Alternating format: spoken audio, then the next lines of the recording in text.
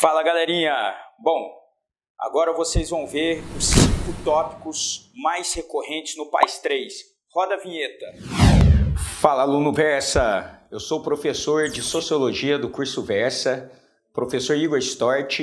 E, galera, vou gravar um videozinho agora para vocês com os 5 tópicos mais recorrentes do PAS 3 e vou dar uma palhinha de como é o nosso curso aqui no Versa, beleza? Curtam aí. Se curtirem, compartilhem e é isso aí. Vamos que vamos. Galerinha, indo para o primeiro tópico e o mais importante, tá certo? A temática política. Se vocês olharem a última prova do PAS 3, que foi aplicada nesse ano, né? Apesar de ser a prova de 2021, foi aplicada em janeiro de 2022 por causa do contexto da pandemia. Galera, a temática que dominou sociologia e filosofia foi política. E nós estamos em época de eleições, então provavelmente essa temática vai dominar novamente, ok? Nós temos várias obras sobre política, sobre filosofia política e no PAS 3. Vocês sabem qual é a diferença entre filosofia política e ciência política? Filosofia política estuda a sociedade como deveria ser. O primeiro filósofo político foi Platão. Olha, Platão odiava a democracia. E como que ele imaginava a sociedade? Qual que seria a sociedade política ideal para ele? Uma sociedade governada pelo rei filósofo, por causa da sabedoria, ok? Agora, pessoal, eu não sou filósofo político. Isso eu vou deixar para vocês discutirem com o professor Sussumo. Galera, eu sou cientista político e eu vou dar as aulas de ciência política nas aulas de sociologia no PAS 3 aqui no Versa. E qual é a diferença da ciência política com a filosofia política? A ciência política estuda a política como ela é. Ou seja, a ciência política baseia nos fatos políticos, como eles acontecem de fato, ok? Então, direitos políticos. Galera, tem uma obra que é comum para as 3 etapas do PAS, ok? Que é a Constituição Federal de 1988. Pessoal, na primeira etapa, estudamos o artigo 5º, que diz respeito aos direitos civis. Na segunda etapa, o artigo 6º, que diz respeito aos direitos sociais. Agora, na terceira etapa, o que cai? Os direitos políticos, dos artigos 14º ao 16º. Tá? O que é política, galera? Política é o debate sobre o espaço público e a disputa pelo poder, como diria Maquiavel. Okay? E aí, galera, só que vamos falar dos direitos políticos na prática. Olha, qual é a idade mínima para o voto? Existe idade máxima? O voto é obrigatório ou não é obrigatório? Tudo isso já foi questão do PAS 3, ok? Já ouviram falar da revolução do pirulito? Vamos falar isso no nosso curso, ok? Então, vamos falar um pouquinho sobre direitos políticos. Galera, para se eleger no Brasil, para disputar os cargos políticos, preciso estar afiliado a um partido? Sim ou não? Ok? Então, essas serão algumas discussões das nossas aulas de ciência política, nos detendo a essa parte da Constituição Federal, que são os direitos políticos. Outra parte da Constituição que também cai e que também versa sobre os direitos. A separação dos poderes. Galera, como que funciona a separação dos poderes no Brasil? Pela tripartição. Poder executivo, legislativo e judiciário. Galera, parece óbvio, né, falar tripartição, mas não é tão óbvio assim. Lembrem que o Brasil já teve 4 poderes. O poder já foi separado em 4, que foi o poder moderador, que acaba com a proclamação da República, ok? Então, a República Brasileira, desde o seu início, caracteriza pela tripartição dos poderes. O executivo, ok? Quem é o principal representante do poder executivo? Presidente da República. Qual é a principal função do presidente da República? Ele administra o país e ele representa o Brasil no mundo. As relações internacionais, as relações exteriores, através da diplomacia brasileira. E por que esse meu comentário é importante? Porque tem uma outra obra do PAS 3 chamado Palácio do Itamaraty. O Palácio do Itamaraty, galera, cai junto com artes visuais. É um palácio belíssimo, que inclusive está lá na esplanada dos ministérios, bem próximo da Praça dos Três Poderes, ok? Que está aparecendo aqui para vocês e eu sugiro que vocês deem uma passeada por lá, ok? O Palácio do Itamaraty é belíssimo, ele cai vinculado no PAS principalmente a artes visuais, mas qual é o conteúdo político do Palácio do Itamaraty? O Palácio do Itamaraty é um ministério, pessoal, é o Ministério das Relações Exteriores. Quem trabalha lá são os diplomatas brasileiros, eles são funcionários públicos e a principal função deles é intermediar a relação do Brasil com os outros países. E quem é o chefe deles? O presidente da República, ou seja, eles são subordinados ao Poder Executivo, beleza?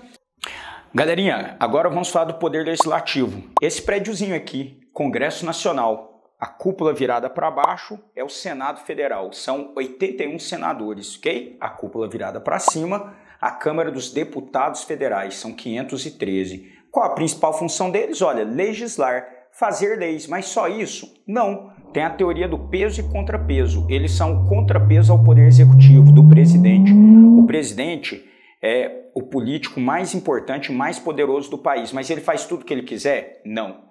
Existe a limitação do poder dele, que é o Congresso Nacional, são os senadores e os deputados federais, ok? Isso se chama teoria liberal. É que os teóricos políticos que pensaram essa teoria de divisão dos poderes para evitar centralização, para evitar autoritarismo, foram os teóricos liberais, como por exemplo John Locke, Barão de Montesquieu, ok? Bom, galerinha, agora temos o Poder Judiciário. O Poder Judiciário é o poder dos juízes. O que eles fazem? Eles julgam as leis, ok? Qual é a representação máxima do Poder Judiciário? É o STF, ou seja, Supremo Tribunal Federal. São 11 juízes, chamados de ministros do STF. E qual é a principal função deles, galera? O STF é uma corte constitucional. Eles são os principais intérpretes e guardiões da Constituição Federal de 88. Beleza? Galerinha, isso é conteúdo do PAS 3. Saber para que serve cada um desses poderes, só que é óbvio que ainda é muito mais complexo do que eu falei, ok? Então, venham para o nosso curso. Galera, outra coisa também é a diferença entre regimes políticos. O que é ditadura e democracia? São regimes políticos. Primeiro, no Brasil, a Constituição de 88 só permite um regime político, ok? Democracia. Inclusive, se vocês abrirem a Constituição aí agora, artigo 1º, está escrito: o Brasil é um Estado democrático de direito. Democracia no Brasil é lei. Galerinha, por que o Brasil é uma democracia e, por exemplo, a Rússia beira o autoritarismo? Qual é a diferença? Primeiro, eleições, ok? Uma democracia, nós precisamos ter eleições regulares, legítimas e que o resultado seja reconhecido. Na Rússia, existem eleições regulares? Existem. São legítimas? Sim. Mas sabe qual é a grande diferença entre um sistema democrático como o brasileiro e um sistema que beira o autoritarismo como a Rússia? A diferença é a pluralidade e a diversidade de ideias políticas. No Brasil, perceba, no Brasil existe polarização, existe esquerda, direita, existe diferentes comportamentos políticos e são legais. E é bom que seja assim. Ok? Isso é um regime democrático, essa pluralidade de ideias e comportamentos, e que elas possam existir e que possam debater publicamente. Agora, o problema da Rússia é que o presidente Putin, ele persegue a oposição. Não pode ter diversidade de ideias, ok? Porque quando tem, os seus adversários são mortos ou são presos. Então, ele é até eleito. Ele é eleito de forma legítima? Sim. Ele tem o apoio dos russos? Sim. Mas é um sistema democrático pleno? Não. E não por quê? Porque não existe oposição de ideias. Beleza? Bom, e aí, galera, só para finalizar esse primeiro tópico, ok? Pessoal, nós precisamos falar um pouquinho sobre o conceito de biopoder do filósofo francês Michel Foucault e de necropolítica do filósofo camaronês Mbembe, ok? Porém, pessoal, isso eu deixo com o professor Sussum de filosofia, beleza? Só estou citando aqui para vocês, galera, porque tudo isso que eu falei é conteúdo do PAS 3, são obras do PAS 3 e essa é a temática mais importante, temática política. Dê uma olhada na obra do PAS 3 2021, que foi aplicada em janeiro de 2022, beleza?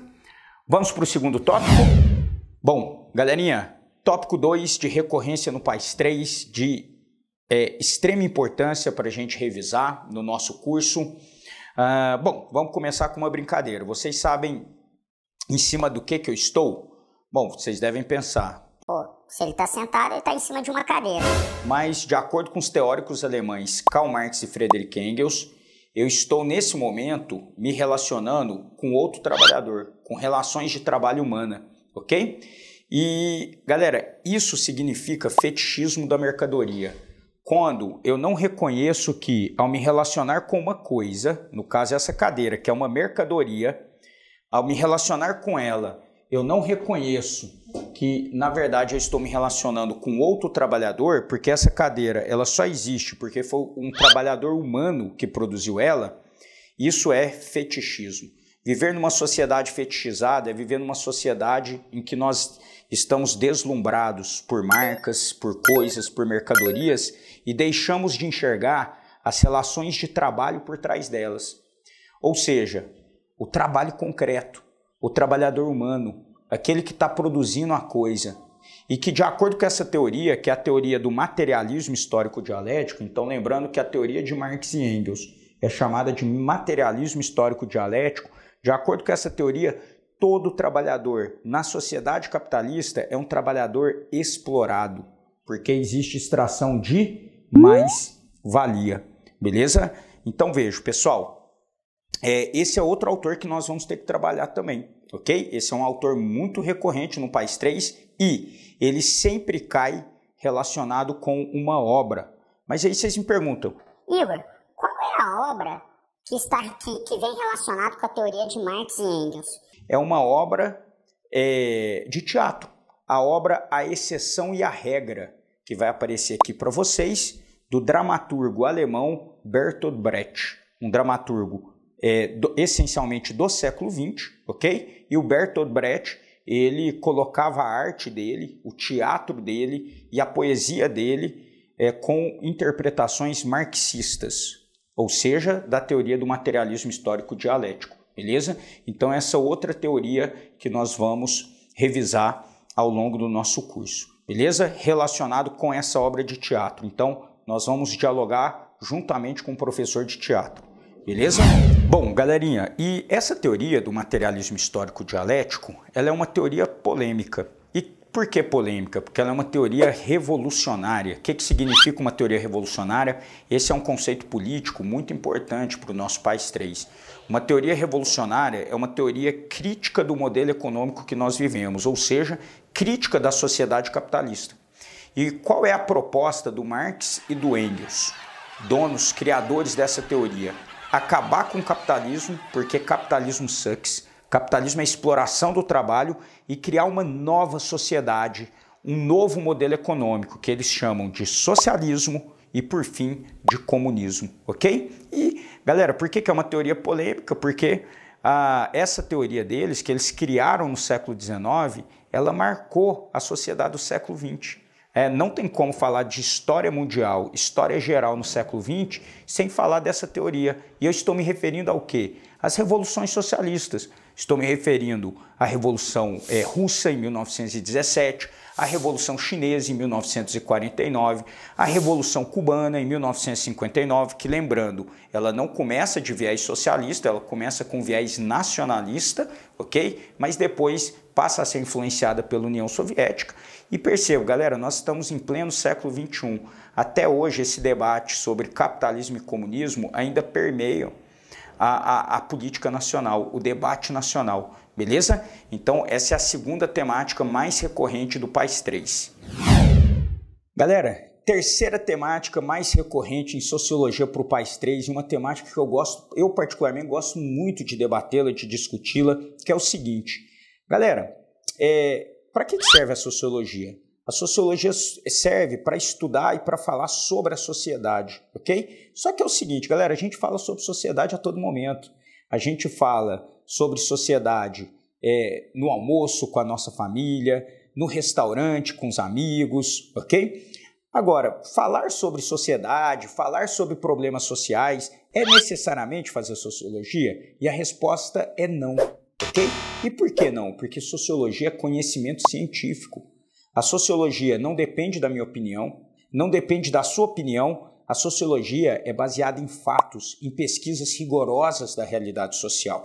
Né? Então, por exemplo, vamos continuar na reflexão sobre política, que é a principal temática do PAS 3. Galera, tem uma discussão que eu sempre tenho com meu pai, né? Porque meu pai, ele vira assim para mim e fala, filho, eu não vou votar, porque para mim política é tudo corrupção, que não sei o quê. Bom, o que meu pai falou é um senso comum. Ou seja, o senso comum, galera, é um conhecimento importante para a nossa vida. Ele está em todos nós, só que é um conhecimento superficial e preconceituoso, que faz parte, está na nossa vida. Eu tenho senso comum, vocês têm, o meu pai tem, ok? Agora, eu, enquanto sociólogo, eu não posso falar que política é só corrupção, porque a minha função é estudar a política através de fatos, de dados, de forma científica, né? E se a gente pega o Brasil do início da Primeira República até hoje, o Brasil ele vem apresentando melhoras, por exemplo, na saúde da população, na educação da população, e um dos pontos que gera essa melhora é justamente a política, o debate político, os políticos brasileiros, ok? Então, por que eu estou dando esse exemplo? Galera, essa é a diferença entre problema social e problema sociológico. Galera, problema social, qualquer um fala de um problema social, seja através da religião, que é uma forma de conhecimento baseado na crença, seja através do senso comum, que é um conhecimento tradicional, ou seja através da ciência. Fazer sociologia, que é o que eu estou chamando aqui para vocês de problema sociológico, é falar de uma problemática social, como a política, através dos olhos do método científico. O que é método científico? Pesquisas, objetividade. Como diria Emile Durkheim, um dos fundadores da sociologia, fazer sociologia é o sociólogo se livrar, se afastar das suas pré-noções, se portando de forma neutra, imparcial e objetiva, ok? Então, o que é problema sociológico? É uma análise científica dos fatos sociais, beleza? E esse é um tema super gostoso e super interessante de se discutir, beleza? Vamos para o tópico 4? Galera, tópico 4 é o seguinte, pessoal, o que não tem mais como ficar sem pensar na sociedade, né? Quando surge a sociologia, lá no século XIX, em Paris, com sociólogos clássicos, não existia internet. Não existia o termo cybercultura. Okay? O que é cybercultura? São relações sociais mediadas pela internet, como isso aqui agora. Essa nossa interação social. Bom, galerinha, o que não dá para a gente se furtar hoje no debate sociológico, principalmente na última década. Por que a última década? Não é que a internet surgiu, a internet surge na década de 60. Na última década, porém, é na última década, um pouquinho mais, que nós estamos conectados 24 horas por dia, tanto dentro quanto fora de casa. A partir disso, pessoal, não tem mais como falar de interações sociais sem falar de internet. E é isso que nós denominamos de cybercultura, ok? A cybercultura hoje vai influenciar e vai permear todas as nossas relações sociais, relações contemporâneas.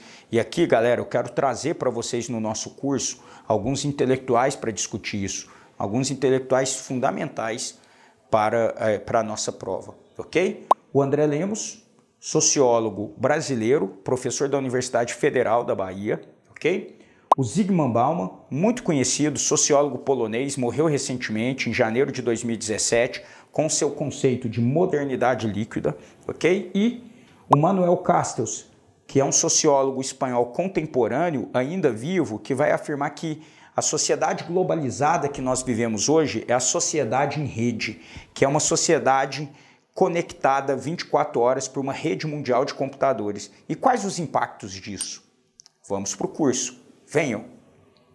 Próximo tópico e último tópico para a gente finalizar esse nosso encontro.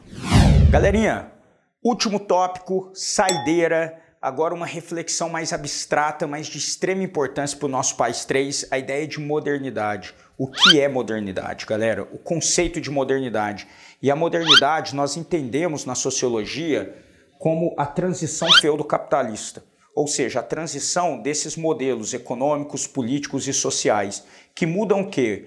Muda tudo. Muda as relações sociais, muda o tipo de sociedade, muda a concepção de espaço, a forma de pensar o mundo, as interações humanas. Galerinha, e uma das reflexões mais importantes nessa transição feudo-capitalista, na construção da modernidade, que a UNB adora, já caiu várias vezes, é a questão do tempo. Inclusive, ela já propôs um tema da redação só sobre isso, a pressa nossa de cada dia. Como assim? Galera, o tempo na sociedade tradicional, que é a sociedade feudal, é o tempo cíclico, comandado, orientado pela natureza, pelas estações do ano, pelas fases da lua.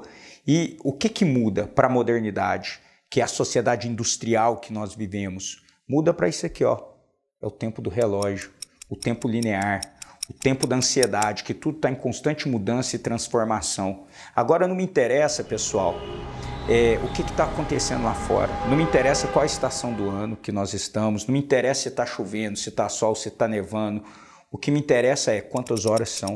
Porque agora as relações humanas, principalmente as relações de trabalho, são mediadas através do tempo do relógio. E quanto que eu recebo? Eu recebo de acordo com as horas dadas, ou seja, de acordo com as horas trabalhadas. E não só eu, mas a maioria dos trabalhadores na sociedade capitalista. Então a UNB valoriza muito essa reflexão sobre o tempo nas sociedades modernas, ok? Bom, galerinha, uma outra reflexão sobre a modernidade é o próprio surgimento da sociologia. Para que a sociologia surgiu? A sociologia, como diria um sociólogo brasileiro chamado Ottaviani, é a ciência da modernidade. Ela surge para explicar a sociedade moderna, a vida moderna. E a primeira corrente sociológica, fruto da modernidade, foi a corrente positivista, criada pelo fundador da sociologia, Auguste Comte. Tá? E o positivismo, os positivistas, eles vão chamar a sociologia de ciência das instituições sociais, porque são as instituições que moldam e regulam os nossos comportamentos sociais. É isso aí, galerinha. Espero que vocês tenham gostado. Caso tenham gostado, galera, por favor, deem o seu like, compartilhem, se inscrevam no canal e melhor, pessoal, se matriculem aqui no Curso Versa. Estarei aqui esperando vocês, ok? Forte abraço e um beijo no coração.